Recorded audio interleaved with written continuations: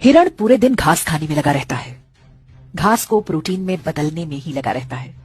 दूसरी तरफ मांसाहारी लकड़बग्घे को जब तक भूख नहीं लगती बस आराम से पड़ा रहता है, क्योंकि उसे पता है कि उनके लिए प्रोटीन का इंतजाम करने के लिए हिरण जो लगा हुआ है। जब तक हिरण है जंगल में खूंखार जानवर चैन से सोते हैं, पर हिरण जब कम होने लगते हैं तो ये भूखे खूंखार पशु नए जंगलों की तलाश करते हैं। हमारे पूर्वजों ने भी बड़ी मेहनत से सोना, चांदी, रत्न, ज्ञान, विज्ञान इकट्ठा किया था। क्या हुआ? बाहर से कुछ लकड़बग्घे आए और सब कुछ सफा चट कर गए। आज हम ऐतिहासिक पर्यटन के नाम पर उसी विध्वंस के अवशेष देखने जाते हैं। अफगानिस्तान लिया, पाकिस्तान लिया, बांग्लादेश लिया, कश्मीर लिया, केरल और बंगाल भी लगभग जा ही चुके हैं। भारत के लगभग सभी क्षेत्रों में लकड़बग्घा बहुल क्षेत्र बसते गए। उनकी नस्ल के शिकारी परजीवी गुणों का विकास भी जारी रहा।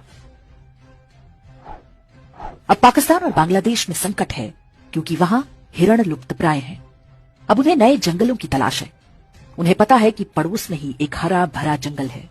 वहां पर पहले से ही भारी संख्या में लकड़बग्घे रहते हैं, लेकिन अभी छिटपुट शिकार से ही पेट भरने को मजबूर है।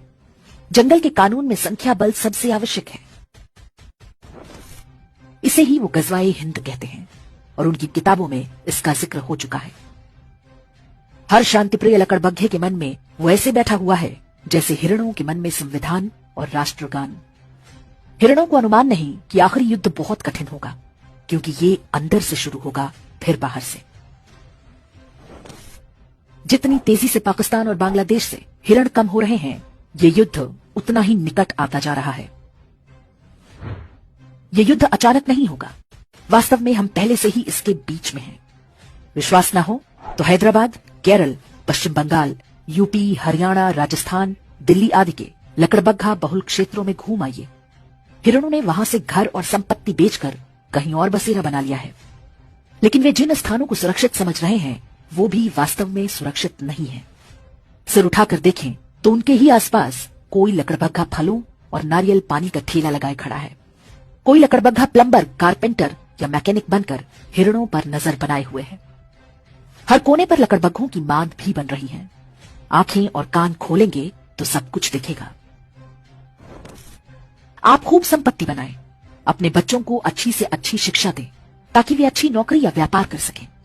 लेकिन ध्यान रखना होगा कि आप भी हिरण तो नहीं बनते जा रहे। जिसकी संख्या होगी वही ये युद्ध जीतेगा।